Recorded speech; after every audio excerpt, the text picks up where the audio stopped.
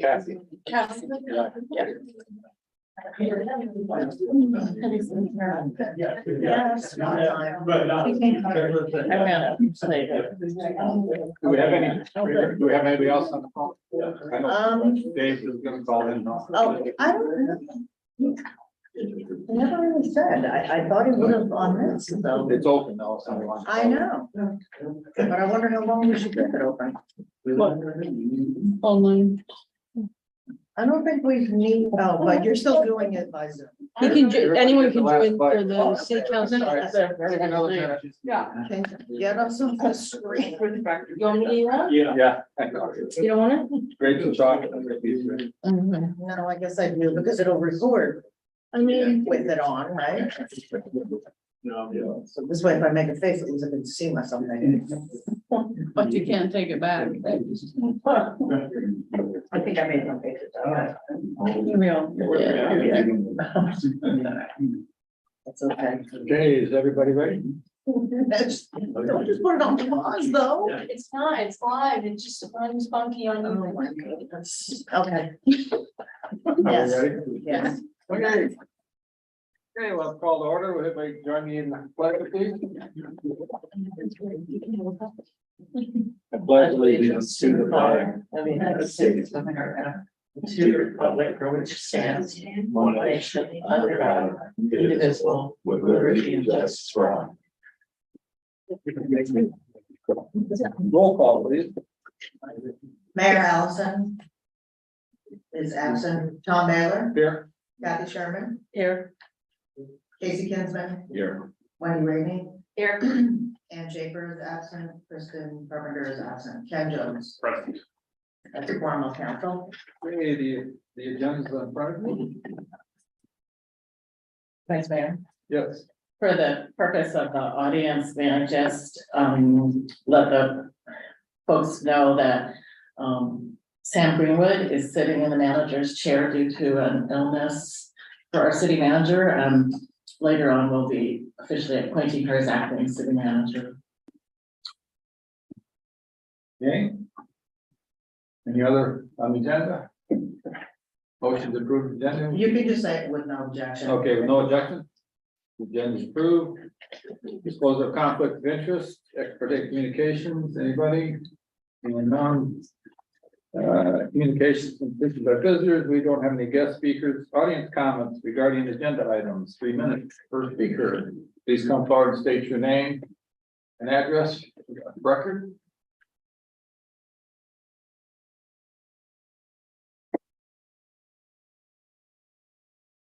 Good evening. My name is Ost Schultz and I reside at 109 West Council. 35 years of maintenance, it's really challenging sometimes. But we go on and we've had a great week, so that's helpful. I'm here to speak on behalf of the Cordova Chamber of Commerce. After many years as treasurer, I recently accepted the role as president of our board. And Kathy wasn't able to be here tonight, not that I wouldn't have been here anyway, but I just wanted to support all the information that she provided in your packets, and I'll read so that I don't break it. 2023 has been a year of solid growth and success for the chamber, as Kathy Renfeld, our executive director, has pointed out in her report in tonight's council packet. Through dedication and hard work, she and our skilled staff have expanded several of our funding sources, giving our board the ability to increase our 2023 budget to further support our growing business empowerment and small business support programs, as well as our workforce development, regenerative tourism, and blue economy projects. As we look forward to continued growth in 2024, we want to thank the city of Cordova for its financial and collaborative support over the years. It has been essential to the chamber to maintain this momentum. We know that all budget decisions are difficult when the city revenue sources are unclear or reduced. However, this underscores the importance of the chamber's work to support existing industries while seeking ways to diversify our local economy. Please consider that the funds granted to us are an investment, producing substantial returns for the Cordova business community as well as our population at large. And I can answer any questions if anybody's got any on what Kathy presented in her report. Or I can try. Questions, comments? Jones? Do you have any information on what efforts have been made for marketing the Cordova Center? I know last year when we upped the chamber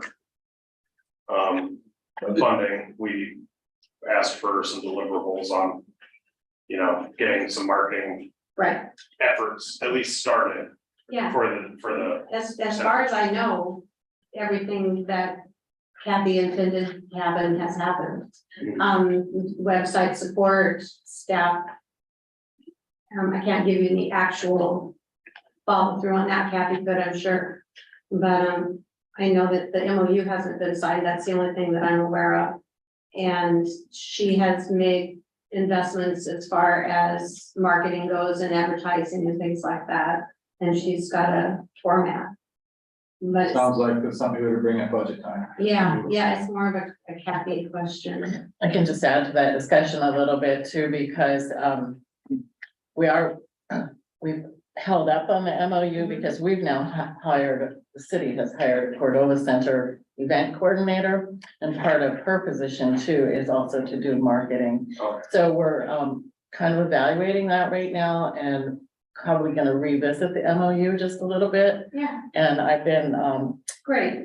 sharing information with I think me. collaborating is Yep. the big deal, because, you know, obviously sometimes companies or corps or any other groups are gonna be coming directly to your staff, assuming that that's who's handling it. But you guys have a good Yeah, loop too, so. and so as long as we're all on the same page, that would be great. Thank you. Yes, I would, Yeah. so, Go ahead. yep, I would like to highlight, in here, looking ahead, your section in here that I guess Kathy put this presentation together. Yes, We had about 1,000 people come into our community on cruise ships. We're looking at, if we're gonna take the average number, 3,000 next year. So I think that's something that would be wonderful for Kathy to come and get in front of, so our community knows where they're coming from, how they're coming here, what they're gonna be doing. Cause I know I've received some comments from our community that they don't like that number. So I think it would be nice to see, how are they coming into town? What are they gonna be doing in town? well, the majority, So- I mean, it's more sailings Mhm. with fewer people, so it's not gonna be like 200 people offloading at the same time. And they are here for short periods of time. She's trying to find more opportunities for them to do more structured events, but Excursions. that's hard when we don't have the infrastructure to support that right now. So Sounds like an opportunity. yeah, no, it is, and that's one of the things she's done is list where we have openings for businesses to find those types of opportunities. Okay, I think council ought to think about putting around the next agenda as guest speaker and get some answers. Then, go ahead. Yeah, I guess, when she comes back, I'd be curious, you know, as far as to help alleviate some community concerns on the number of cruise I know visitors. she can give you a lot more specifics. Yeah. I will share these questions with her. Yeah, so if you could have, when she comes back, maybe have her. I don't know if there's a way to compare how that looks to like what we had in the early 2000s, but I remember we used to have multiple cruise ships every week and it wasn't that bad. When I was No, that was a small group. The only time we had trouble was with Norwegian. So, And I'm sorry. Choose. Okay. I'm sorry. I was just wondering too, if she's captured any numbers with businesses participating, like what it looked like, because those visitors come into town, but what exactly are they spending in town? You know, businesses were prepared and were geared up for opportunities that didn't happen, and that actually ends up costing local businesses money. And I'm just curious to see if anybody captured any numbers as to what exactly they are spending in town, because we're not designed for, we don't have the infrastructure to take on that kind of visitor. Right. And I just want to know why we're marketing to that if we don't have an infrastructure designed to take that on. She's handing out, she met every cruise ship that arrived last year and handed out our pamphlets that have local businesses, places to go, places where you can get this or that. So that she is directing them because they don't have a lot of time here, at least they didn't on those runs that they came through last year. I think I'm gonna have to cut you short because Yeah. this is just. Well, yeah. But we definitely, I think council needs maybe put her on as guest speaker and get some of these questions out, maybe at the next meeting or something. I'll let her I know. think I think the agenda, Check we it. ought to discuss that. Thank you all. Have a good Thank you. evening. Thanks, Alex. Is there anybody else who'd like to speak something, anything on the agenda? Okay, seeing none, we'll move on. We got chairpersons and boards. DMC, MCA, the hospital, too many letters. It's only 4 letters. Yeah. We've been sitting here for 2.5 hours already. Hi, council members. I haven't been here for a bit. It's great to see you all. Hospital has continued to do pretty well this year. We're operating on a still thin but positive margins. That's great. We've definitely had some changes in our practices, and I've had some feedback from the community. And some things that we're trying every way we can to adjust levers. One of the things that we're doing is collecting co-pays and co-insurance upfront in the hospital. It's a new process for the hospital. It's a new process for the community, for people to be coming in, and we're asking for cash right away, right? So there's some adjustments there. We're trying to make sure that we are getting accurate numbers upfront, so we're not asking people for money that they won't actually ultimately owe. From 2022 to 2023, we saw a change in how some insurance companies and the commercial payers recognize us. They used to pay our claims, and people don't have to pay a copay for wellness or physical therapy. And some of the payers have changed that, and they are now making our claims subject to deductible, which our community is seeing these huge bills coming from us now that were previously paid by insurance. They didn't have visibility on that. We are working with insurance companies. We need employers to work with insurance companies and lead with them to recognize the hospital as a rural hospital, pay rates, or pay the claims as co-pays, not subject to deductible for standard services that would be paid in that way, say in Anchorage. So we're trying. One of the things that we have seen every summer, and we tracked this summer, is the canneries when they come in. Those individuals, the migrant workers, are often high users of the hospital, but they don't pay. And so this year we had 76, not this year, this August, we had $76,000 of claims that were applied to sliding scales that we had people that couldn't pay apply for our sliding scale so that we can at least capture it in our bad debt. So $76,000 just for the month of August from cannery workers. We are asking the canneries this year to maybe even require that help assist, suggest that their workers, when they come in, get travel insurance. And that will help our hospital a lot. What else? We have, I always give you the vaccine updates. We've got flu, COVID, we've got Moderna and Pfizer, and then our pharmacy has RSV vaccine available for people that qualify. Glad to answer any questions. Any questions? I do have one more thing, actually, I forgot. Go Our ahead. CT scanner has been out of service more than it's been in service this year. We are going to have to replace it really as soon as we can, and so we will be coming to council with an appropriation request. It shouldn't be big. We think that we're going to be able to cover from the hospital a good chunk of the CT project, but we are going to have to replace that. It's not that old, is it? It was a refurbished machine when we got it in 2015, and the useful life on the machine was 5 years. And so we, I think, done very well with it. Oh, wow. Even on a new one, it'd be 5 years? Well, that's the useful life on these machines. It doesn't mean you can't get more years out of them. Often you can get 8 or 10, but it was refurbished when we got it. Okay. Any questions? Thank you for keeping us in the black. That's unusual. We're not used to that.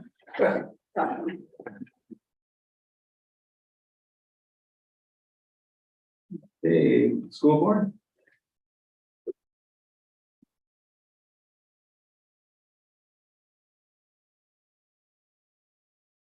I haven't been here for a while either, so it's nice to see you all. And before I start, I just wanted to share my deep gratitude and appreciation for the deep dive you're taking into the taxes and the revenue stream. The detail is overwhelming. And I'm really grateful that you're willing to do it, so thank you. Couple updates, the school board met and had its annual self-evaluation and goal-setting meeting a few weeks ago, and I just want to share with you the outcomes briefly. So we identified priorities for the upcoming year, both for the district as a whole and then for a board. And so for the district goals, we're focusing on 100% reading by third grade by 2026, I believe. And have seen nice progress with that in terms of both interventions and outcomes.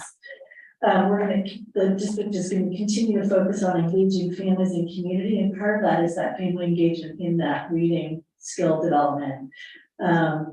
We are, of course, like the rest of the nation, focused on our student and staff mental health. And the last big one is that we're going to want to work with you all on starting to look at building a roadmap for addressing the need for a new high school building. That building really is at the end of its life now, and we know it's going to be any number of years before we can do something about that. So we really want to start this year sitting down and talking with the people we need to talk to about how to address that for the community.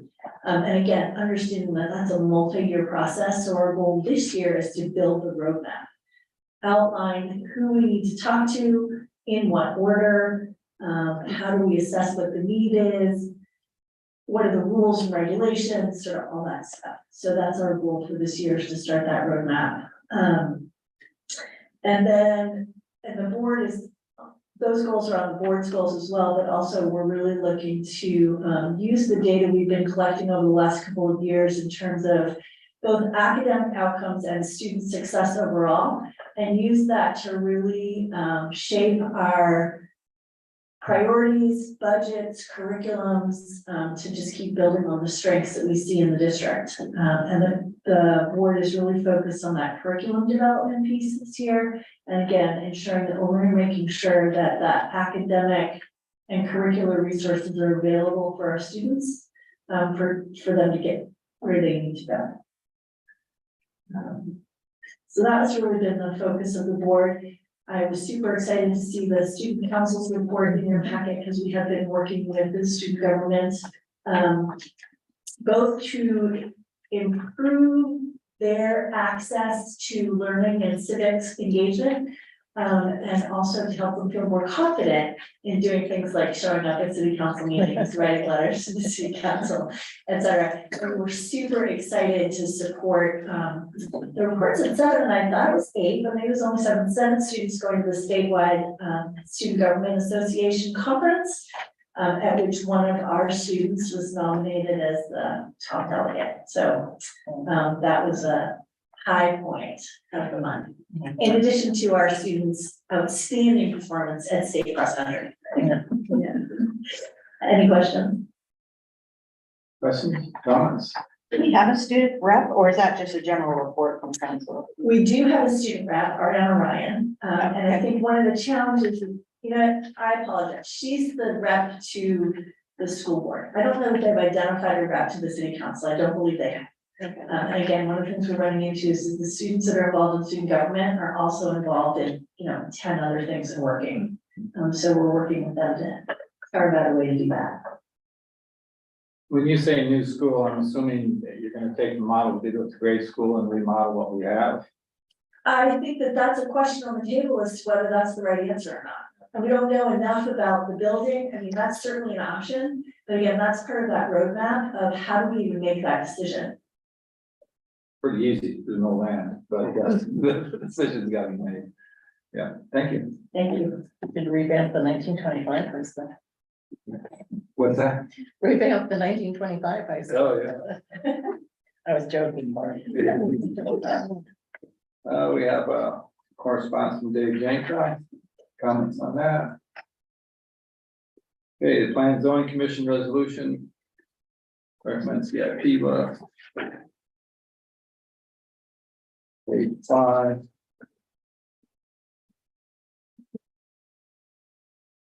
It's not a, actually, I don't know why is it.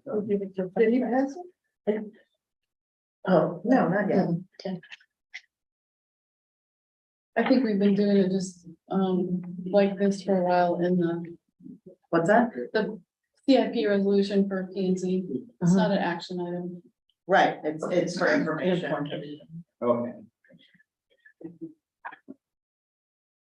You got your student council report. Okay, the consent calendar before you. Okay, I'll take the roll on the consent calendar. Tom Baylor, Yes.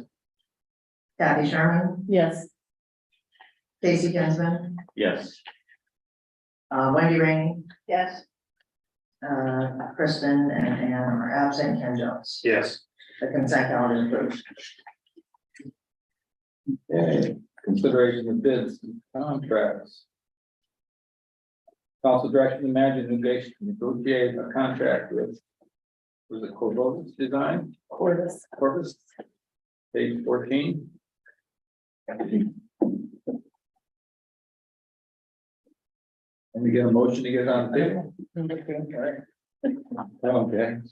No, that's not in there. The top of Yeah. 15, No. over here. On the top of page 15. I'd like to make a motion to direct the city manager to negotiate a contract with Corvus Design Incorporated. Excuse me, for phase 1 of the Parks and Recreation Master Plan. I'll second it. okay, the second discussion, Sherman. This is something that we talked about early on, and during budgets or in the beginning of the year, the capital projects, and, I'm in favor of it. This is a pretty good company. I did a little research on them today, and I think they have worked with. Have they worked with Parks and Rec before? Sorry, Duncan. No, they haven't worked for us, they've worked for, Wrangle, Juno, Juno, Haynes, yeah. Okay. Parks and Rec Master Plan. and they do have a lot of playground experience and recreation experience. So, yeah, I'm in favor of this. I'd love to, do it all under one fell swoop, but I don't see any extra money floating around right now, to make it $70,000. And then I had one question, Duncan, the first task is a needs assessment, and haven't you kind of almost accomplished some of that in your earlier work that you did?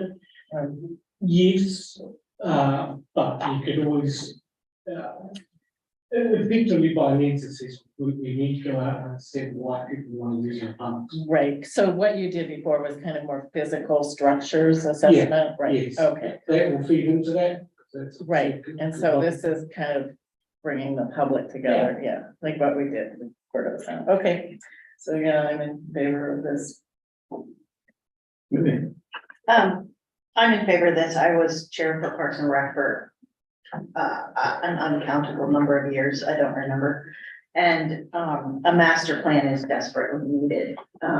We have really aging infrastructure, and it's been kind of the lost stepchild of council for many years, and money's been pulled from that Parks and Rec until there was nothing left to pull, but the community still wants to use the resources and have the structures and the programming available without money being given to Parks and Rec. And so a master plan helps us identify what we need to use, what we need to do, and Duncan's been really doing some deep dives into getting the big picture together, and I'd really like to see this happen.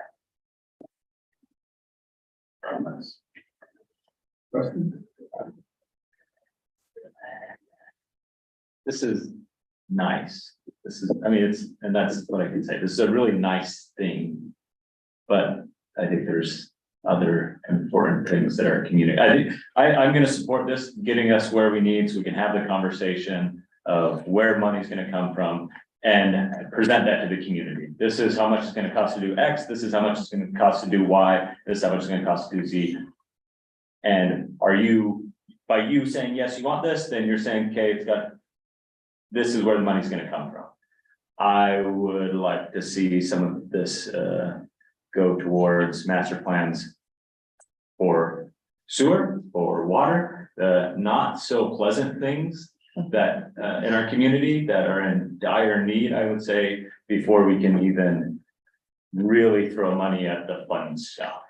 There's some not as fun stuff in our community that is, I think I've heard from Sam. I know she's addressed the council on some things that are in dire need, because if something happens to our sewer plant, no one really cares about going to the park. We have much bigger issues. So, Just as the public works director, I guess when I went to Anchorage to that conference, I talked with those clean water loans folks, and they have grant opportunities for water master plans, and they're grants, but not a loan. There's no match. So that is on my list to get completed Good. Perfect. this weekend, because they're due on the 31st. Good. Thank you. So yes, to that, thank you for putting the legwork in this. It's fun stuff. I'm a user of park. I have kids. We all want, we want to see it. It's wonderful. I really want to see this and get it in front of the public so they know, you want this is how much it costs. So, thank you. I guess I have a question for Duncan is, is this the best, highest use of the 35,000, or could your department put this to use in another way that would be more beneficial than paying some random person in Anchorage a bunch of money to study something?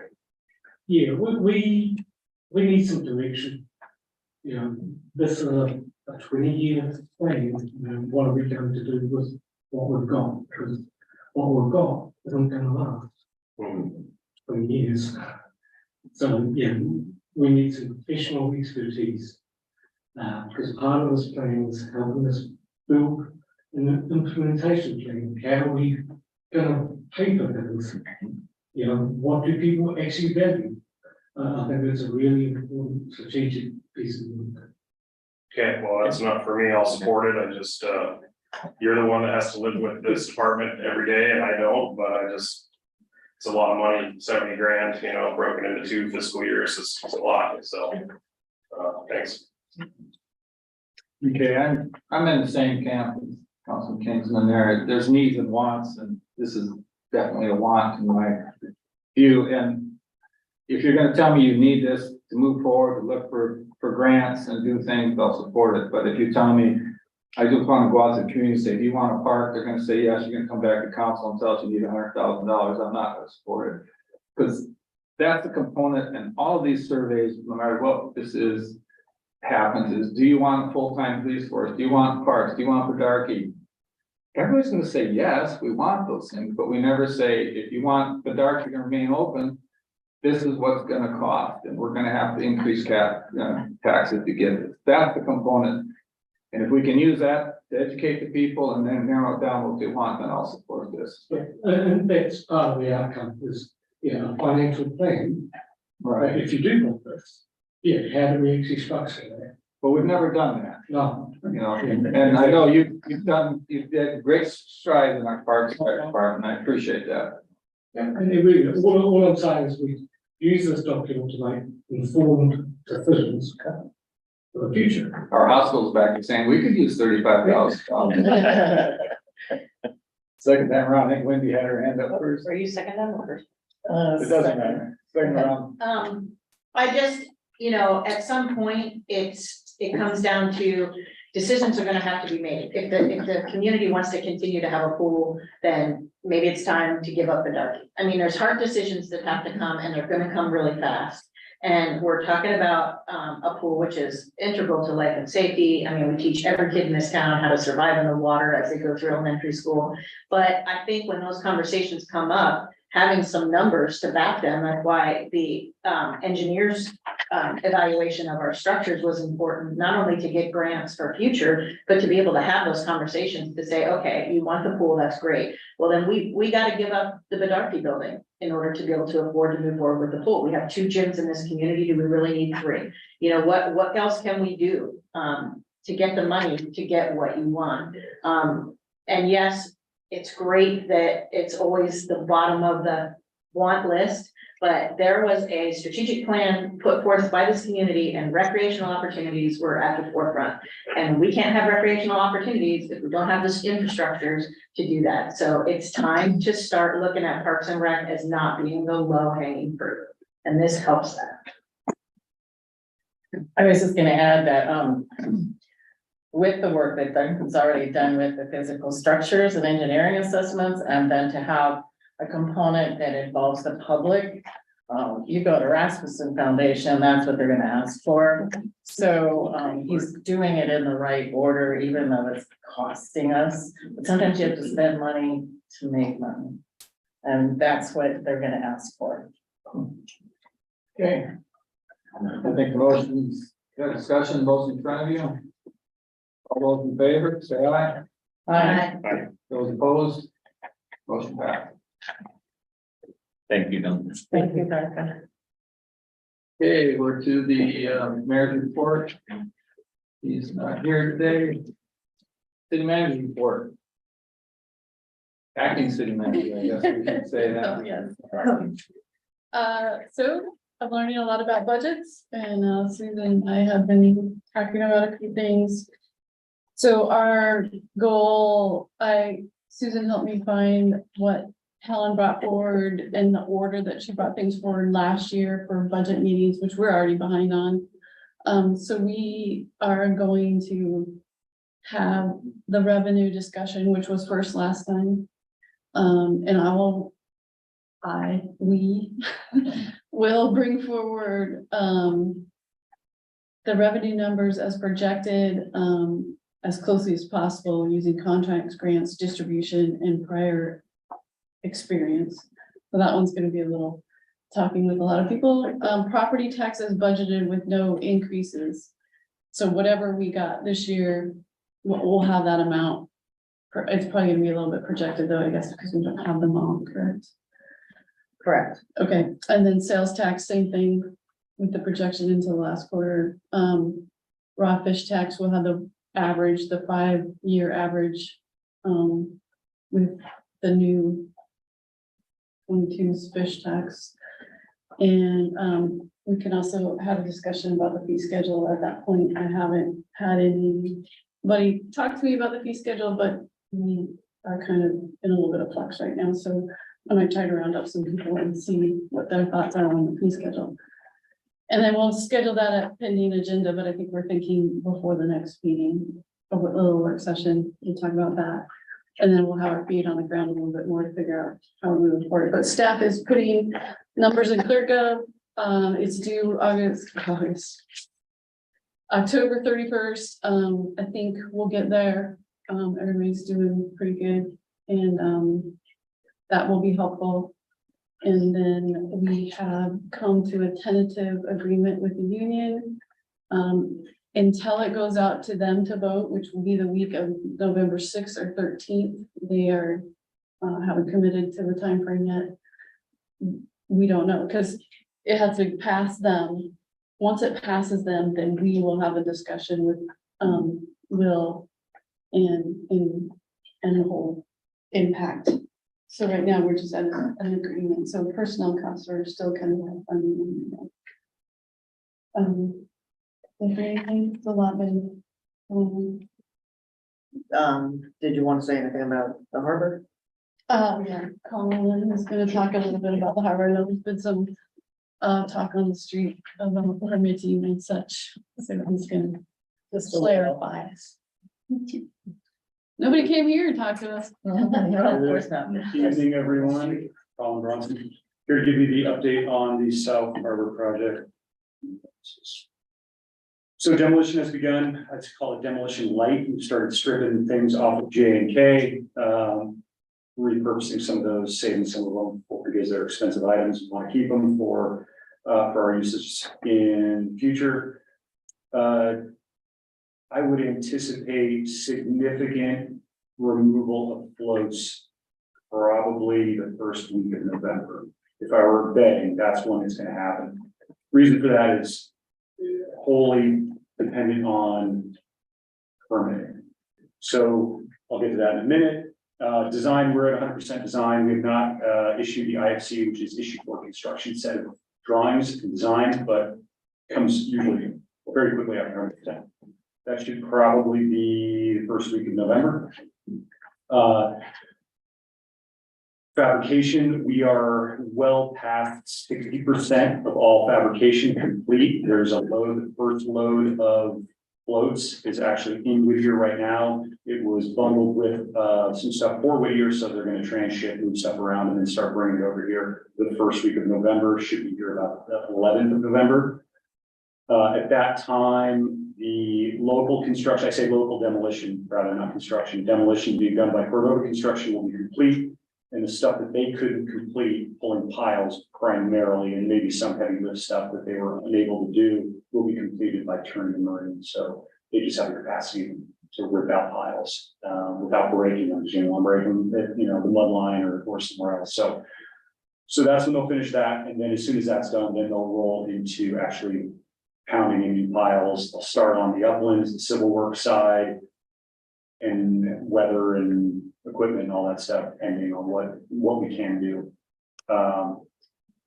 Permit. Okay, so all permits have been submitted. National Marine Fisheries Service, IHA is completed and approved. That was the big one. That's the Section 7 consultation. That's, I keep saying, the big hole in the tent. That's what holds everything up. That's been submitted to MARAD. MARAD has to go through their environmental assessment, which they've done. That's completed. Then they walk that through, primarily through their attorneys, to the final NEPA approval. Every agency's got their own NEPA requirements, some more robust than others. The fact is that this project has almost every permit except stuff that's in the air, and we've got it all. And part of that is because it's a big project, but because we're getting federal money, we're required to go that extra mile. I'll share with you a little bit of a story on this process as we've gone through it. Since we started, there's been one, possibly two more permit requirements that have been enacted in the time that we've gone through this process. We are not subject to those, one of them being the Sunflower Sea Star, but when the North Harbor, or really anything else on the seafloor, work gets done here or anywhere, you're gonna have to go through another step, another permit for the Sunflower Sea Star. You say, okay, what does that mean? Well, what that means is you're gonna have to have people walking the beach at low tide before you do any work. You're gonna have divers in the water, surveying the bottom so they know how many Sunflower Sea Stars are taken and that can be killed or displaced or anything like that. So I share that with you just to understand the complexity of the permitting process. It's only getting more complex. And we were right on the cusp of having to accommodate that Sunflower Sea Star provision. We will not, but it will be there in the future. And that's a very expensive provision. It's not just the protected species observers, it's diving teams now, and those don't come cheap. So I just share that with you as you are developing plans for other projects and things in the future. Just know it's getting more stringent, certainly not less. And then back to NEPA and MARAD, why that's important, there's two parts to MARAD with us. There's the environmental side, which is NEPA, and then there's the grant agreement side. Once NEPA is complete, then the grant agreement gets in place. Those two groups there's a little overlap, but not much. So they've got to get through all the NEPA requirements, then they give them the go ahead, and then you get the grant agreement final. So we're working with that. I've spoken to MARAD folks this week about it. They're working on it, but it's the speed of government. And that's just the way it is. So our U.S. Army Corps of Engineers Section 404 Clean Water Act, and that's a discharge.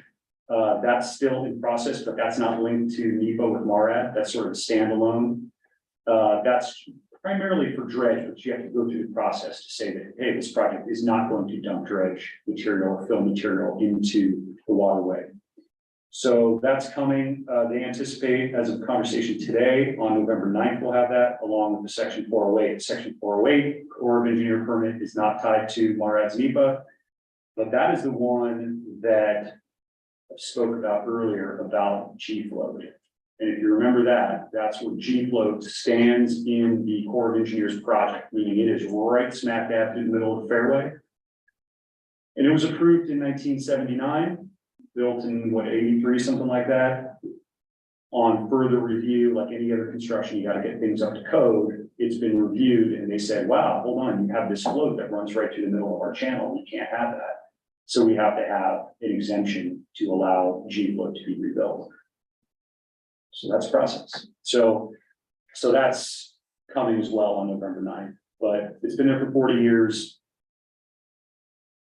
I mean, I won't say whether it's gonna go or no go, but it's a long process to get this stuff done. And these decisions typically are not made at the local level. With the 408, they're made at the Corps of Engineers Pacific Area headquarters, which is in Hawaii. So yeah, it normally would go to Hawaii, but because of some of the legwork we've done to say, we need this answer now, the Corps of Engineers Alaska Division has been able to retain decision-making authority on our Section 408 permit. 404 is not that big a deal because again, we're not directed. So that's 408.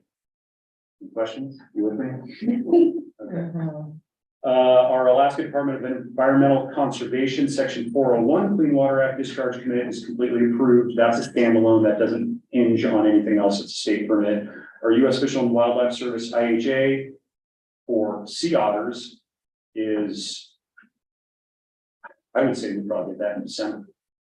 That had to go through 11 levels at the agency and 13 levels at the Department of Interior to be approved for sea otters. Now, what's important to know about that one in particular, that does not keep us from building anything. Doesn't keep us from demolition, it's just something we have to do, have to have as part of the process. Now, what if we don't have it and we start demolition and construction, which we will undoubtedly, there are just shutdowns. There's no take allowed. The take is really harassment. Take sounds like you're killing or taking or displacing. Not really, it's just harassment. It's that the noise of construction is going to disturb their normal process. We won't have that. So we can't displace or harass a certain level until we get that permit. So what that means is if we have sea otters within 10 meters of demolition or construction, we have to stop work. We have to wait. There's a huge protocol about that. And we wait the 30 minutes or so until they move on, assuming they move on, and then we can restart again. So it's a little awkward, but that's what we have to do. Whereas with the the NOAA NIMS IHA take harassment of marine mammals, we have the permit, so we have a certain amount of bothersome activity we can engage in. That makes any sense at all. It's dense, but it's just how we're gonna roll with it. But we don't need it. They don't even start their public comment period probably until mid-November on this. Because it just, like I said, 11 levels at the agency, 13 levels at the Department of Interior to approve this. Take this to break. Good question. Yes. Okay. So, is there any way that you could present us with like a written list of what the permit, just a little, like what the permit is and whether or not we received it or not? Because you lost me between NEPA and nymphs and otters and sea stars, and I have no freaking clue where you're at. So can you just like give us a rundown of permitting, where we're at with permitting, and say, you know, we have this permit, this, we're looking at December for this permit, this is a no-go, this is just, it doesn't, I mean, it doesn't have to be huge detail. I just would like to do some research on some of this permitting, and I don't even have like the letters written down. Because I lost you. Yeah, it's a lot. Yeah. It's a lot. Yes. The acronyms. Yeah, thank you. I just think I agree with Wendy. I just want to quell rumors running on Yeah. the streets. So if I have that list, I'm gonna go to the old boys club and start to talk to some of them and say, no, you're wrong. Sure. That would be very handy for me, because I heard a ton of Yeah, stuff today. The project's being held up because of the permit, but. yeah. Yeah, There's That's, yeah, it's multiple running rampant. permits, we so- need to educate. They're not, yeah, good luck. Well, That and is I a think dense, really dense the list of, project education. isn't being held up totally by a permit. Yeah. We've done our due diligence on the permits. The project is being held up, if you want to say that, because MARAD is now moving through their version of the environmental document. We've. oh, every if there's a question of whether or not they've been filed on time, you can sit down with me and we can talk ad nauseum. We're just, I mean, and we know that. Everyone met, Yeah. met. Like I said, this is the speed of government. Yeah. And this is what we're dealing with. So, what I'll share with you is when you have a project that's this aggressive and with this clear of boundaries in time, you can start, you can't, and have to finish by. And you take a leap of faith, this is what happens. It's just the way it is. Had we done a design bid build, which is the more traditional route, in years past, most people are doing design build now. You get all of your design work done, you get all of your permitting work done, then you send that out to bid, and then you construct. So there's some benefits to that because you have everything in hand, but there's some challenges with that, and we don't have the money for it, and we don't have the timeline for it. So that's really the problem, because it's not just, there's a lot of time to spend the MARAD money, but there isn't a lot of time to spend the other money. And we can't, I mean, the $4 million from Grant X is just as important really as the $20 million from MARA. Because 20 million doesn't buy us anything if we didn't have that 4 million, 5 million, 3.8 from the city. So, yeah, happy to provide that stuff. It's really dense. You really have to like dive deep into how this stuff works. Just a summary for us. Yeah, but at the end of the day, it's the pace of government, and the things we control are going very well. The things we don't control aren't going poorly, they're just going slowly.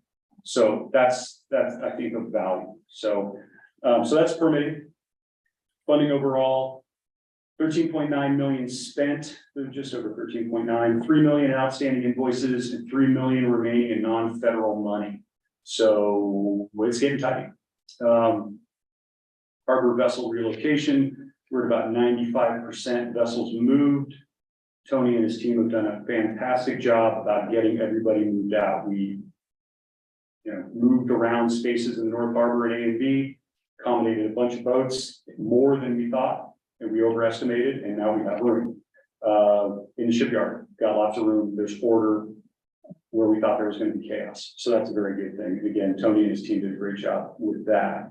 We had a meeting with Alieska last week. I spoke to him again on Monday. Not that we're obligated to accommodate them, but we want to as good partners because their business is our community. And we were able to accommodate them to a very large degree so that service could maintain and those contracts could maintain, and they've got the response capabilities that they need to have, which in turn benefits everybody. So that's a good success story and goes back to what I was saying about the things we control are going very well. The things we don't control are just going slow. So that is it on the project. Do you have any questions? So we, not that it's any negligence on the city's part, but we are being held up by permitting. Oh, absolutely. Okay, Yeah. so I mean, that's We delayed because of serves and efficiencies. absolutely.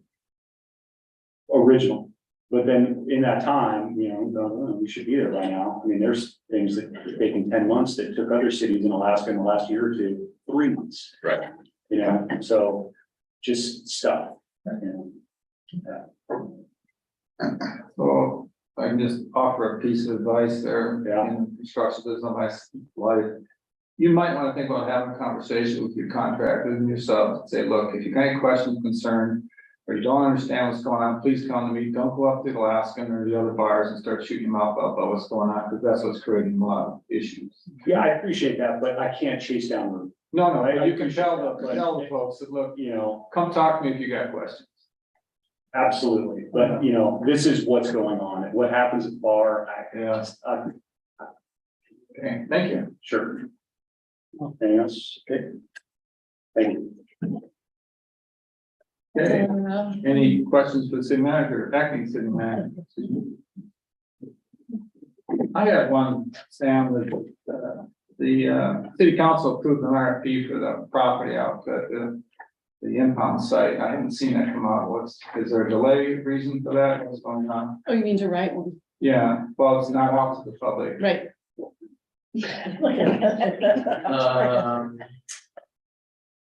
Appraisals are 6 to 8 weeks out for any company that you call right now, so we're waiting on appraisal to make sure we can determine an accurate fair market value price, and we can't publish the RFP without a minimum sale price, Why not?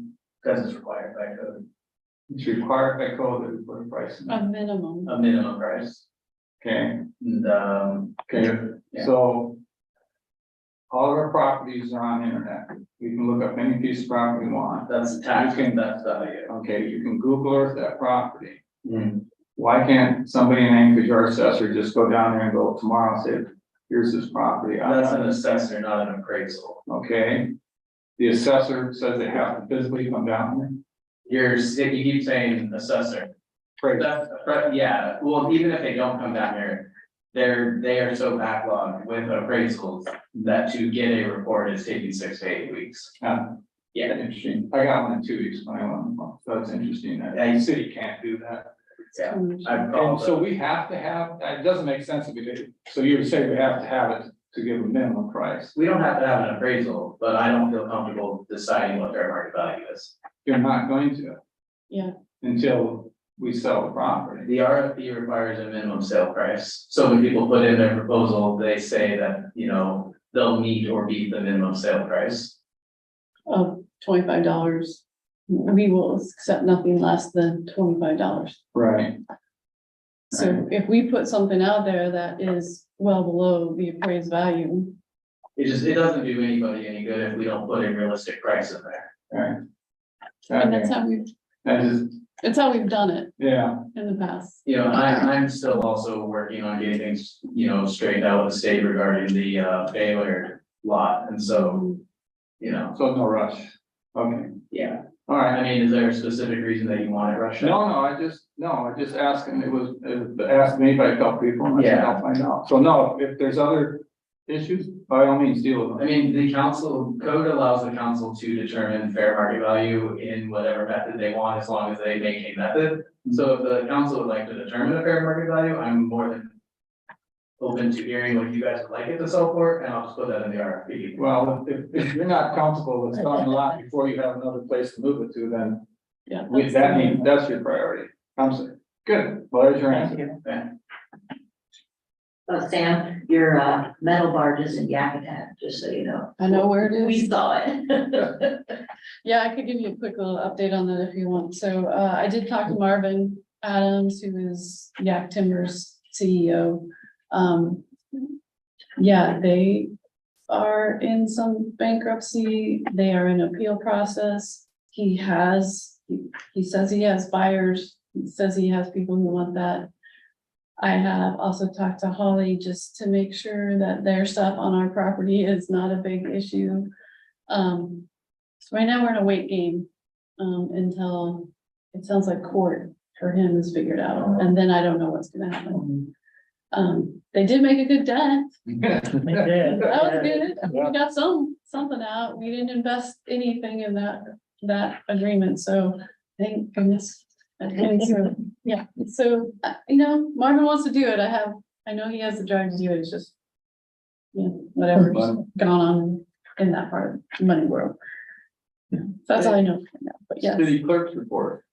I don't have anything to further the meeting along. We have the staff quarter reports in front of us, which is always welcome. Any comments on those? I was just gonna comment on the Parks and Rec revenue, beyond expectations in some places. Okay, correspondence. Any comments on correspondence? Marine aspects of it. Nothing. I guess I'd comment on, item 18 there and. Council gave their approval for the dock for Cam to, we supported it. For me, it's end of story. I don't sure why things are going back and forth. I'm not sure why they're commenting back to us, but. No representative council that I know of has gone out and said, we're not gonna do this. Well, that should put an end to that, as far as I'm concerned. I think everybody agrees. All right. Comment on 19. I was just gonna ask. Go ahead. Member Jones, if CDFU received any correspondence on that? About Kelp, I think it's down at the Agriculture. Yeah, agriculture. Don, yes, Amber, I don't think so. Okay. Okay, moving on to new and miscellaneous business. Council action on disposal of a portion of lot 1, block 7A Tidewater Development Park, page 75.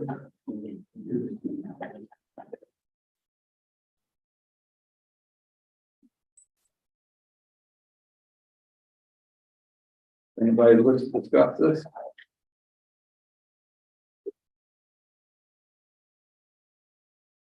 I move to approve the disposal of a portion of the lot 1, block 7H Tidewater Development Park as outlined in Cordova Municipal Code 5.22.060B by.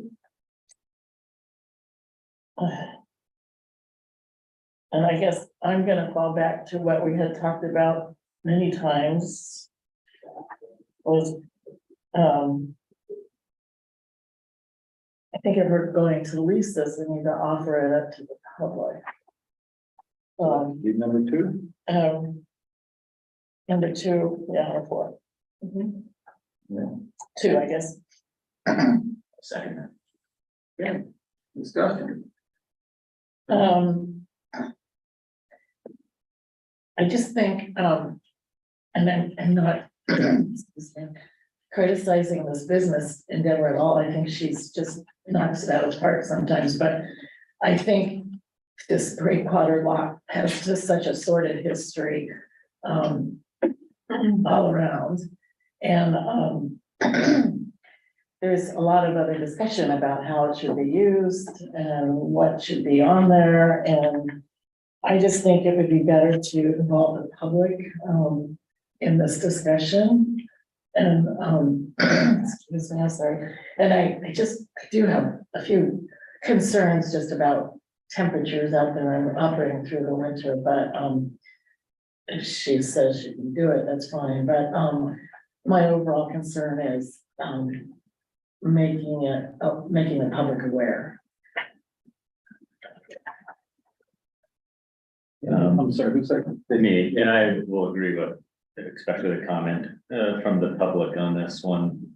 We currently where our, I'm just gonna call it our food truck lot is, it's temporary. It is gonna go away. There is gonna be a building there, and we have then businesses who have been built up on there. I think this might be a lot that serves an opportunity for some of that and could be that lot, meaning large, at large, not necessarily this one specific lot, but at large, an opportunity for some of that can move down there. But I think it would be a disservice if we didn't open it up to Comments? I did talk with a P and Z member, and they put forth the questions that I had with, in respect to keeping it open. I mean, I am not open because a major water line to my business freezes, and so a bucket of water, a water tank on a truck, on the outside of a truck in that windy part of town just made me really nervous. I'd love to see her stay open all winter, but again, 5 years, then we commit a lease to that spot. And, that seems like a long time when we've got some other activities going on. Like the potential sale and removal of the Science Center building. There's a lot of staging involved in things like that. And we're tying up, some area that could be utilized for future projects. But all in all, I hope she can pull it off. But I just had a time issue with the 5-year lease on that. I felt that was a little bit long.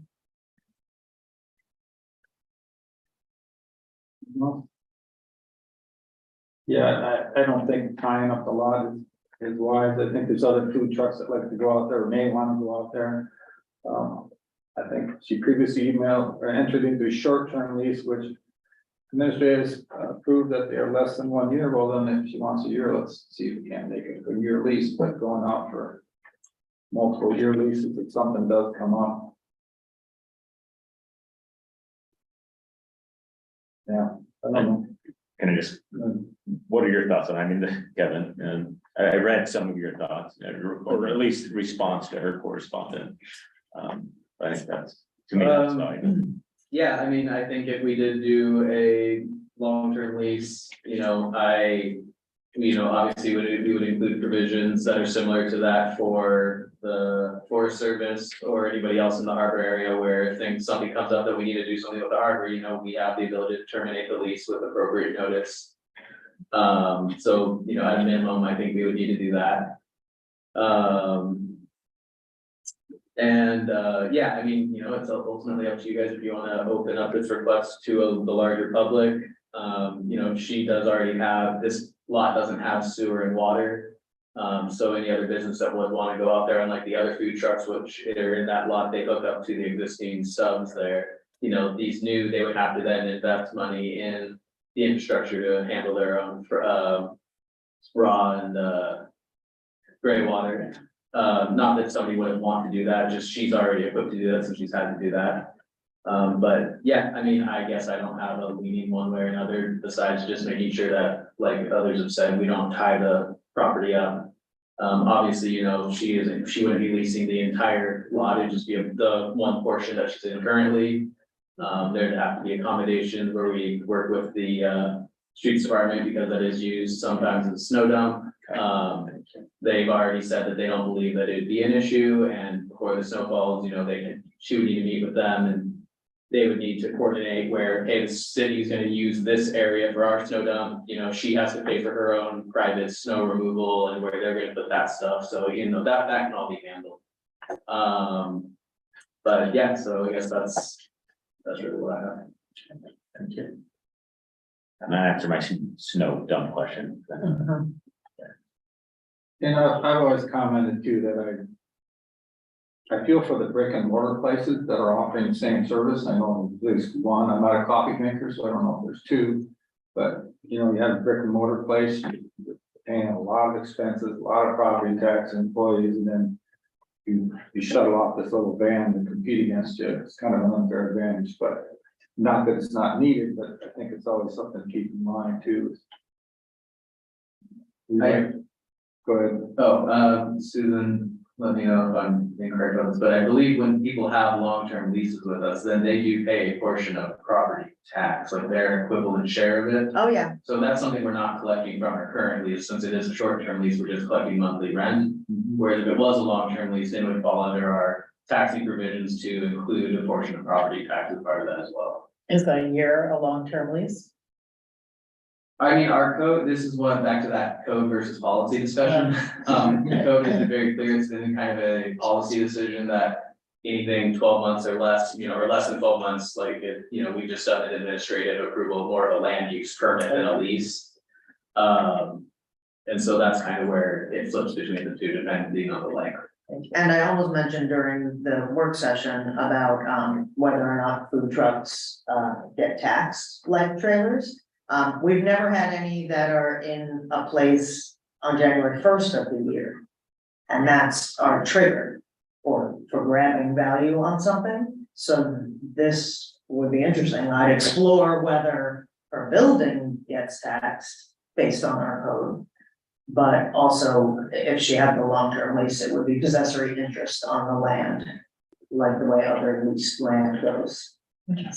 So the trucks in the lot currently across the street don't, if they're there January 1st, I think they Did should they be stay there? getting, but I don't think they have. they've been staying there? Janice has been there. Yeah. Yeah, I Janice has haven't been been. paying attention to that, so I guess I have to look into that. I would say that might just be an oversight, probably happened. I don't think CTC is getting charged. Well, they're paying property tax already. Right, Mhm. so they're the ones. Sublease. It's a sub lease, Yeah. yeah, so, Yeah. okay, yeah, it's not a city lease, it's a Right. sub lease. But are they paying property tax or nonprofit? CTC, CTC is. On So that land. that, I don't know. they should be. Let's find out.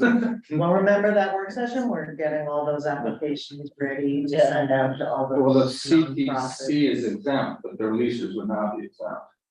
Or should Yeah, not be. yeah, shouldn't be. I'll have to look into it. What do you I don't know. consider, like the forestry service we have, what is it?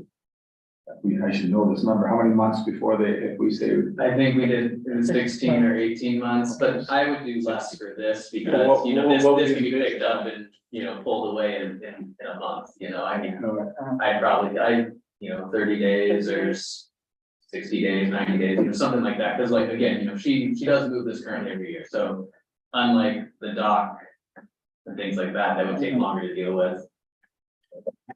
And there's no permitting required or other agencies involved. We'll ask Colin tomorrow. So, I yeah. C-Star. I would support it with 30 or 60 day. Yeah. Clause. It's gonna take somebody longer than that to come up with plans for that building or that lot. If they wanna build on it, if we need it for. And I believe this came up was this at the planning commission, or this was at our last discussion? Oh, it was when we were talking about the AC lease, you know, this would also be put on that the list that I'm gonna come up with for the new land disposals that actually lists all of our leases and when they expire, because then somebody could put in for a lease for the space when this one is coming up for the end of its timeframe. Is she in a month-to-month holdover on her short term? Yeah, currently, yeah, because right now her lease has been from May through September. But since we're still less than a year, we've just been doing month to month until this gets sorted out. So if it, you know, if we vote no, or if you all vote no on this, then, you know, I'd let her know that she needs to pack up and head out for the year. Otherwise, you know, she would just go forward with continuing business as she is. Okay, so the motion was request seal proposals for lease or purchase property, goes off the public, right? Okay.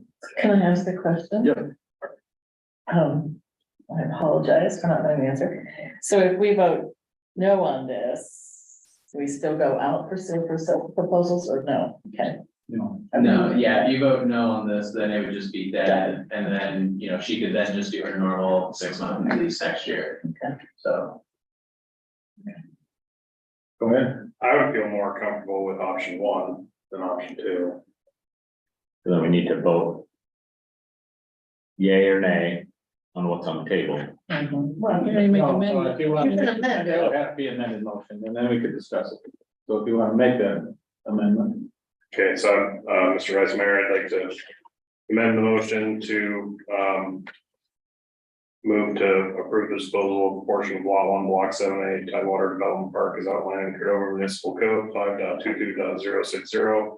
By option 1, negotiating an agreement with quote unquote the jump to lease the property. Portion of the property. Okay, so a second for that, I'll second it. okay? All right, discussion. Yeah, I think that we should support the original proposer that came in with the letter of interest. I don't really like the concept of this person has a good idea, they're making a go of it, and then, oh, let's just go out to bid and let somebody, you know, kick them off and compete with them. So if it was my business, that would be, you know, that would cause some heartburn for me, if, you know, just went out to anybody. So they have a good idea, it's working, they're making money at it. They've been the tenant for 3 or 4 years now. They've been good tenants as far as I am aware, and they're well received in the community, and I think that we should just directly negotiate the lease with them. Second, Yeah, I think Ken's got a good point. It's for a portion of that property, so if there's other people interested in doing the same thing with that piece of property, they can put in an interest and still utilize that space. The space that she's leasing, you know, I think should get that space, and if there's other folks interested in going down there and taking up another portion of that lot, they can put in a letter of interest for it. I hate to put up something and have somebody compete with her and have to have her pull it because she showed interest in being open year round, so. those are good points, but I'll always go back to the request proposals to the community at large. Because I go back to the days when we didn't have this process and property was just sold. If you knew the city manager and you liked it, you got the property. where you live, that's exactly how that got developed. And that's why this policy came into place, so. Yeah, and your point is, we put it out to the public, if somebody else comes up there. City planner can say, look, here's what we got going, we got this whole lot, why don't you just propose over here? I mean, you have that option, and we also have the option as council to go, you got two competing proposals. First one in mine has weight. And, so we still have another shot at who gets this, it's not like they get completely knocked out. But I think we've done the community right by saying, look, city property. Go for it. That's why I always like to go out to the public, regardless what it is. What's the timeline difference between the two?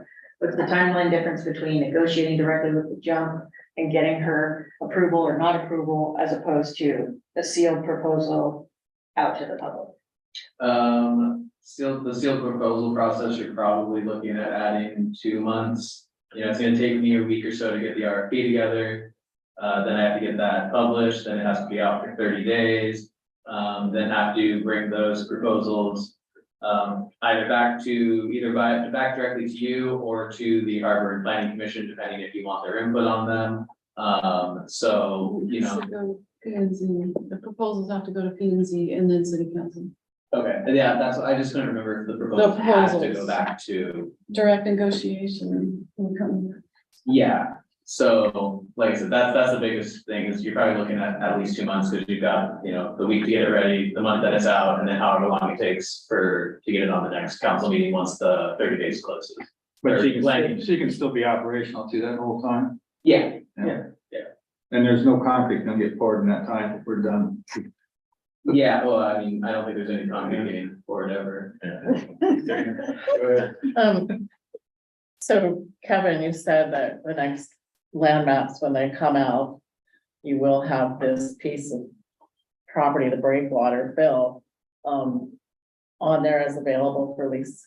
No, what I had mentioned at the previous meeting is, right now we have a number of properties that are leased. And our code allows other people to put in proposals for them when those leases are coming up on their end. But nobody knows what that is because they have to come out to me specifically, and so I was just going to add either a table or something. Or a note on the specific page saying, lease expires 2020, whenever. And so how is this, again, I apologize, I don't know, how is this listed on the land maps, the breakwater fill? So, okay, that's another item that would have to be addressed, is the lot is technically right now shown as not available. Okay. So it would have to be declared available, which would have that other new noticing process. The reason that this is brought to you without changing the status is because she's had the approval for the short-term leases for X number of years. And so since that wasn't a change in use or person, that's why there wasn't a change in status for the lot. But yeah, I mean, if we were going to change the lot as a whole to available, then that would have that other additional new noticing that was included in code last year. Okay. Yeah. And then if we negotiate a lease with her, does it come back to planning and zoning and then to council, or just to council? The lease typically just comes to council. Okay. So we would have an opportunity to review it. I mean, you have to approve the lease. Yeah, the final lease has to be approved by council. So you would have to, I guess, that would add more time on also, because you'd have to approve which proposal you want to negotiate, the lease with. Then I would have to negotiate the lease, and then that lease would have to come back for final approval. It would take long. Can you do another Months. short-term rental agreement? Well, yeah, but I mean, we get into that situation of, Too many times. if they do 364 days, then do we make her pull the thing off for 1 day? To then have a lease that goes into effect 2 days later, like, and now we're just playing, red tape game, like. Casey? Yeah. So currently it's marked as unavailable. Yes. And how many lots, this is 7A, how many sub lots, I guess, are in It's just one lot, 7A is one full lot. one full lot. But 7A is the whole harbor, isn't it? Oh, block 7A. Yeah. Yes, sorry, the whole breakwater lot is one lot within block 7A.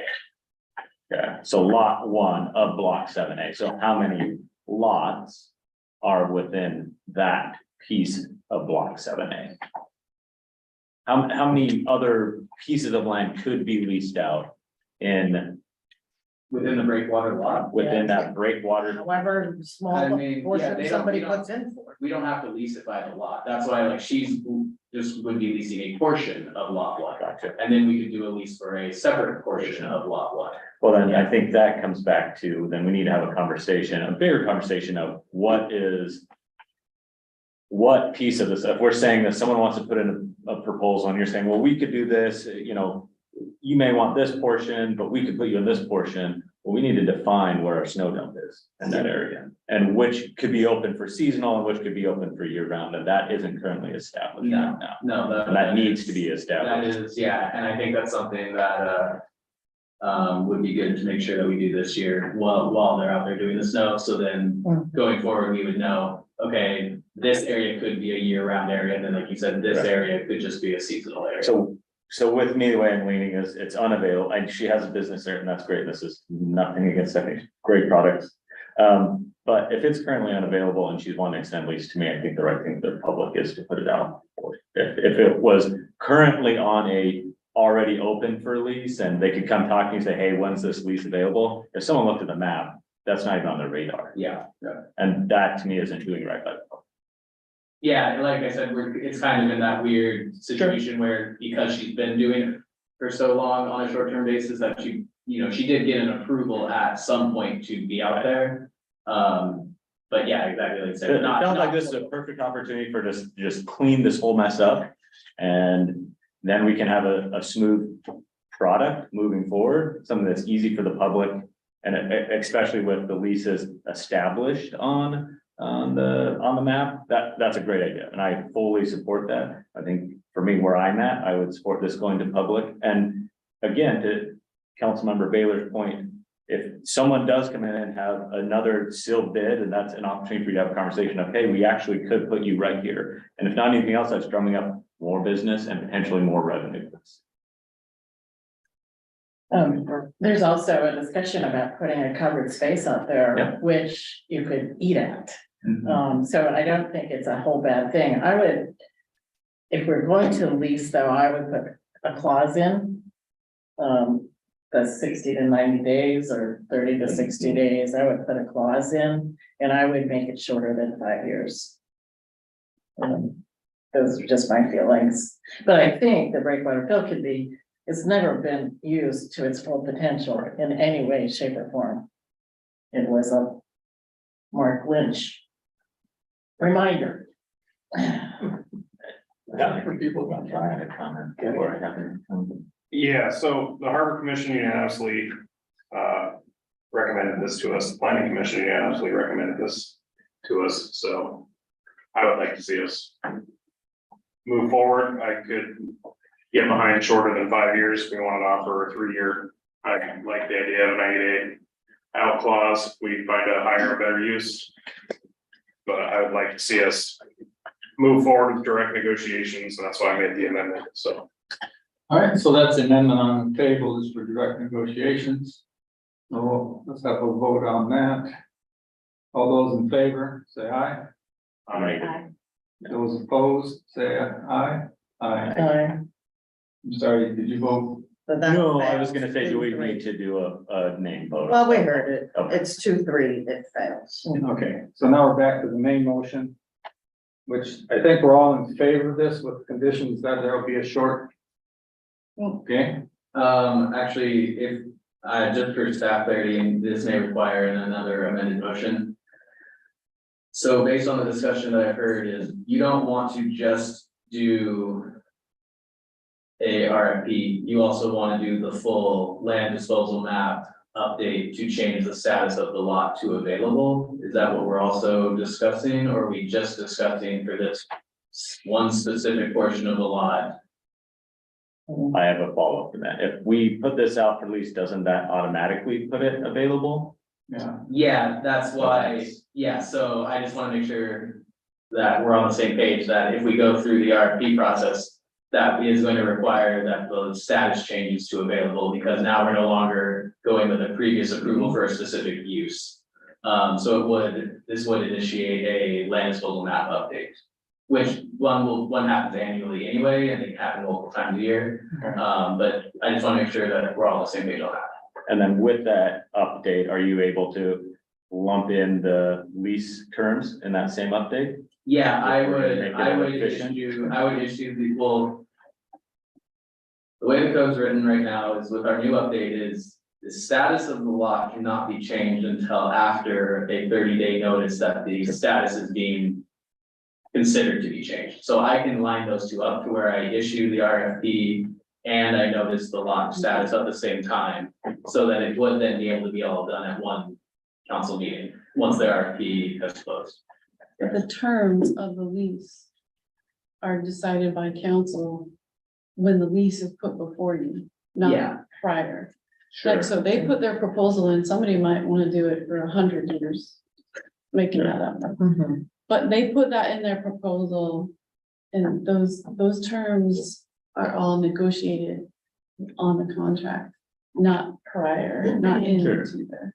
And what I'm saying is you had made mention that on the next land disposal, vote, next time it's up for vote, you would like to put on there the terms of others, maybe it's not this lease, but the terms, Yeah. and moving forward, if you have a lease, it's on there, and I'm saying if we're already gonna put that before council and say, make this from unavailable to available, would you be able to lump in that piece of it also to make it a more efficient vote for the council? Does that make sense? Yeah, I just need to get things moving with the planning commission, because it has to go through the planning commission. They have to make a recommendation to you first, and so, yeah, I mean, it could all be done at one agenda item after the other, with the subsequent agenda items being dependent on the previous ones being passed, if that makes sense.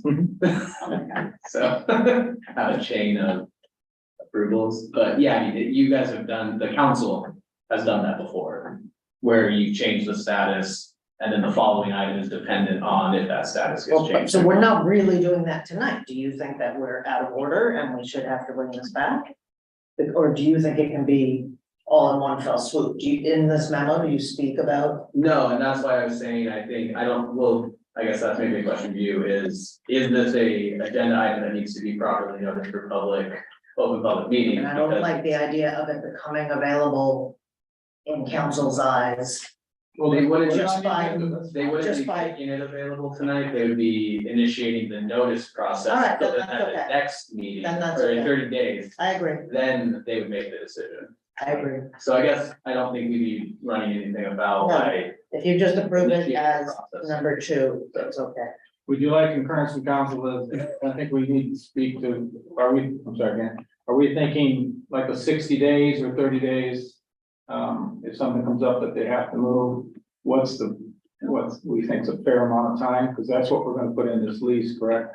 They probably wanna know that moving forward. Yeah, I mean, I think it would probably be good to put something like that in the RFP, so if somebody knows they're gonna put a proposal in that, be aware Right. that don't plan on investing too much into something. So do that you want might- some direction from council, I guess, on that matter is what I'm asking. So Uh, it's your turn to speak. I think the leases typically have a 30-day. yeah, I mean, the ones that do have that, the outlier is the Forest Service with the 18 months. Okay, so it's. The other leases where we do have it, it's been 30 days. Okay, Yeah, very good. The Forest Service 16 months. 16. Yeah. Kenny, So are we changing the entire lot to available then? And putting that entire lot out to RFP, or are we just gonna be doing this 1,000 feet that was requested, because that's a big difference. And it's also, big difference in what kind of responses you can get from an RFP. I agree. Yeah, and I guess that goes back to if we include, how it would change how the RFP is written as well, because if we're gonna do the whole lot, we just don't necessarily want to put in the RFP that, by the way, you could be subject to a 30-day eviction notice, and because then that's gonna keep people from putting in a proposal for something big, it's not just a copy stamp. So if you want to see, I guess, do you guys want to see a full range of what's available for the full lot? Or do you want to keep it limited to a portion of the lot for temporary uses? I'm in favor of temporary uses because we've already established that that's a potential snow dump, so. Yeah. Yeah, I'd want to see a building on it. Yeah, I think that's a. Sure, I know some people wanted to put a building on it, but they were discouraged from even approaching council. So, So I think this is, from where I stand on it, it's unavailable, there's a business on it, and I don't, if I'm a member of the public. And that doesn't feel right or sit well with me, that we're just, that goes back to what Councilman Baylor was saying, it just perpetuating something that we don't even know what's out there could be something bigger and better out there. so if you put it out as a lease portion of. You know, that kind of opens the bag that this is available, right? If somebody comes in and. They can always make another proposal to come put a building on the whole thing. Yeah, I mean, they could, it just, like I said, I mean, the main question is, I just need to know. With the land disposal map update portion of this, Oh, that's is it, tricky. are we doing the full lot, or are we doing? a portion of Technically, the everything's lot? available. I've heard, we've said that before. I think We took the lot down at the land or the disposal, or what do you call it? Impound lot, that was unavailable. And we changed it, so everything is available technically. Yeah, no, I understand that, I just. What does the council want to see do? Do you? With this one, Yeah, Due to the history of this lot, the council has to make a decision on, are you interested in seeing if there's real true interest in developing the lot? Or do you want to restrict it to temporary uses like it's currently proposed? alright. Let me go around the room. Cause I'm interested in developing the lot to its fullest extent.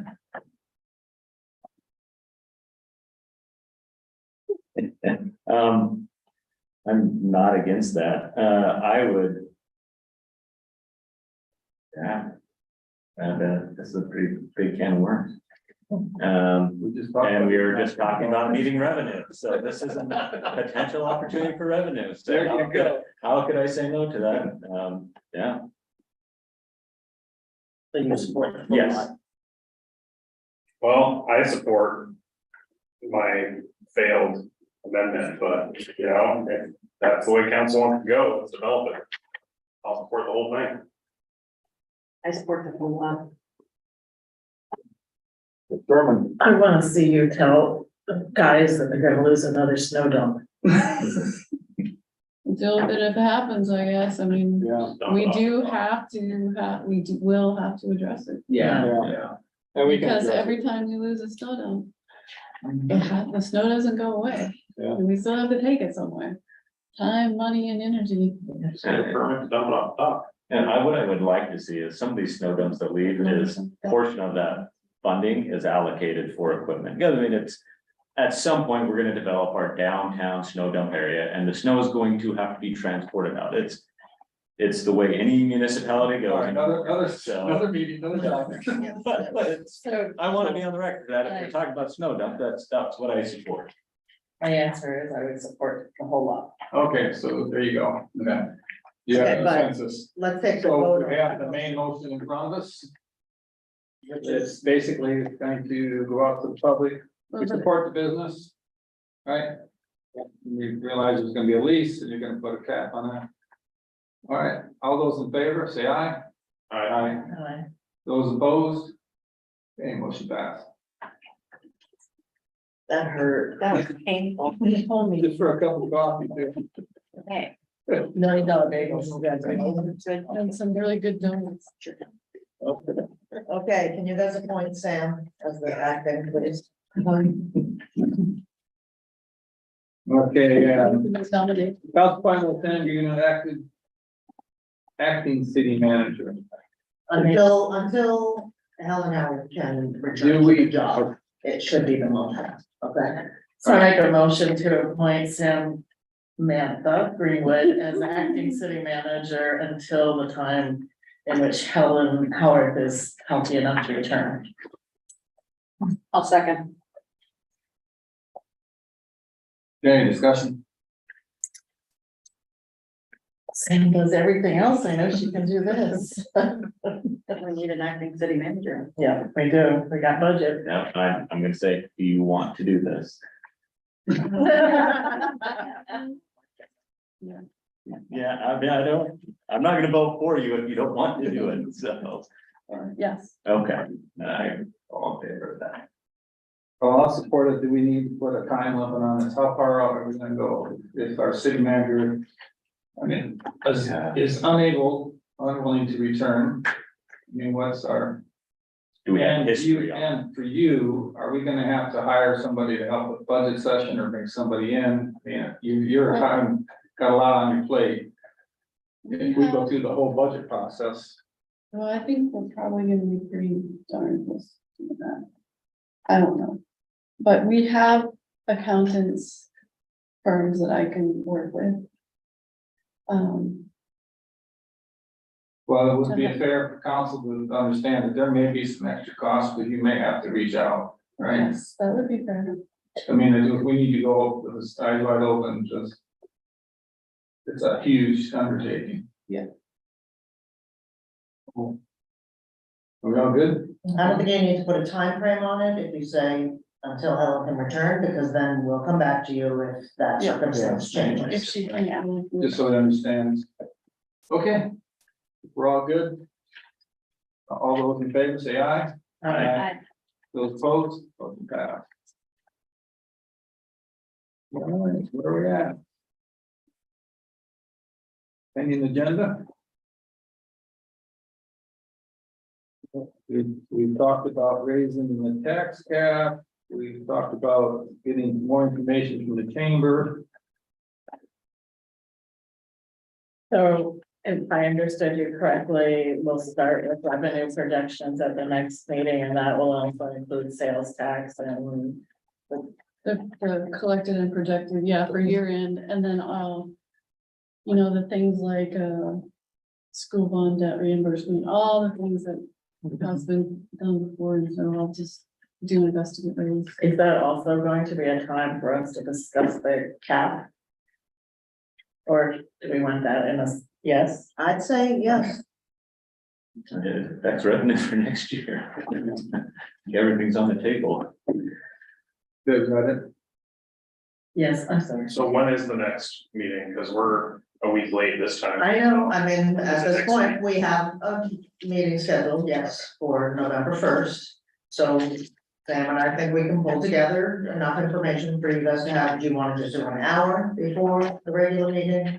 Next Wednesday on November 1st. 10 minutes. But they want to do the, And we'll talk about revenues. What's included in this meeting is 1 hour. I mean, I want to be sensitive to everyone's Yep. time, but I think this, if we're talking cap in that meeting, if we're talking. Well, and I also thought, it wouldn't be a bad idea to, I don't think the regular meeting packet next time is going to be huge. If we do it for an hour, we can recess the work session and come back into the work session after the regular meeting ends. Okay. But I didn't think tonight was gonna be long. Well, yeah, For my own selfish reasons, I will be traveling on the 11th, so the more we could get done on the 1st November, I would. Oh, we can do 2 hours. Yeah, I think. Yeah, I I would- think 2 hours. I'm gonna be in town. I Yeah. won't be in town. I'll be in town and I won't be in town on the next, so, but I can call So it. we'll go 5 p.m. And Jen will get more business. Look at us, That's the fine. economy. All good. so that's gonna be the cap and revenue, Yes. and not, economic development instead of. No, that's gonna be a future date Yeah. Right, and it's not the attorneys either, it's just you guys. But I would like staff, I mean, she said she's gonna take it to staff, who to me, I would like to have some Yeah. staff input before we go into. Some of that, not that we need always input. But we're not gonna talk about the draft ordinance anymore. No, We're literally just gonna talk about. Yeah. Changing the gap or leaving it where it is or. No, to to- add it. economic development. I see. Yes, I think that, yeah, Got it. Can we also discuss seasonal sales tax or other possible Yes, thank you, revenue thank you. sources? Councilor Response I tax. think that's a good idea, except I don't know how many facts we're gonna be able to pull together for you. If anybody has exactly any ideas they're going to want to know about, I can throw on. send an exact email idea. and maybe Okay. we can Okay, I'll send see you if an we email. can find. Yeah, can you, We should, I was been asked about that from the public, to the split that, and I don't have information to make an opinion, so the more information we get before that meeting would be helpful. I gave some information at the last meeting with different communities and how they're structured. Yeah, I saw that. And I wanna say, on the public,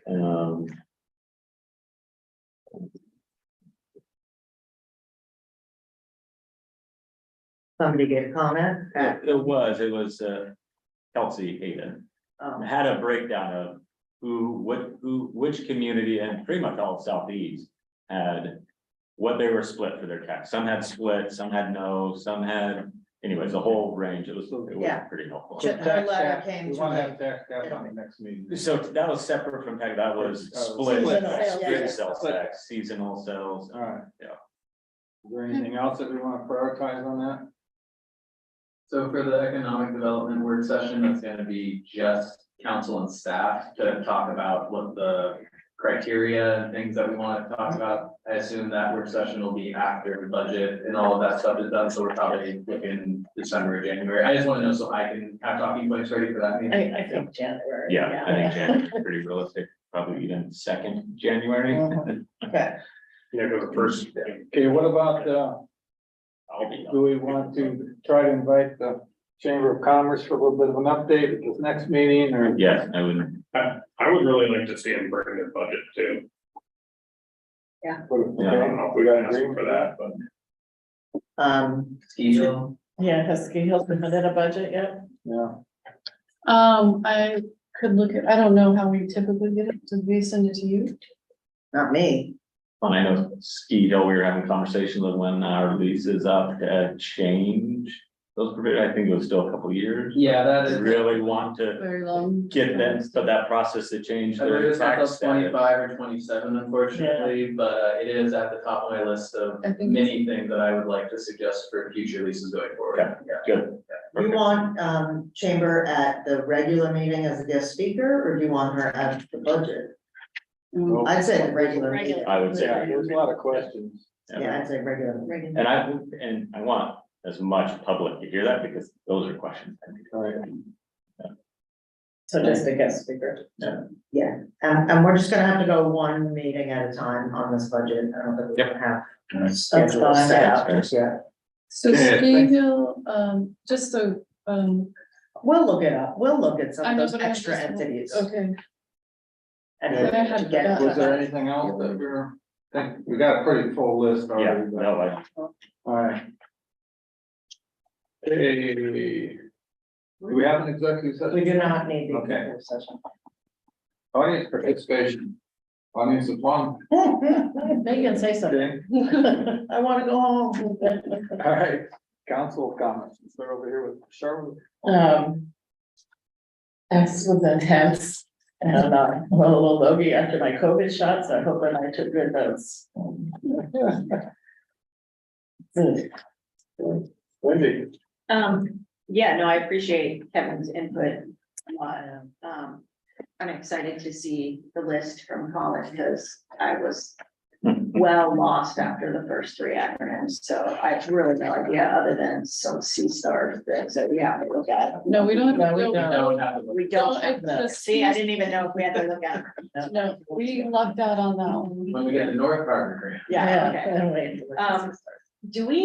We decided on that science center building, did we decide what we're doing with that? It's also, That is on my list of RFPs. I'm kind of trying to bunch them all, so when I do the RFP for the impound lot, I'll do that one at the same time, just so I don't have multiple RFPs with different dates out. I was trying to save myself a little bit, so nothing's been published for that yet. I have a question on that gazebo, if that's tied in with the building, because the gazebo itself, I went out and looked at it, is in really good condition.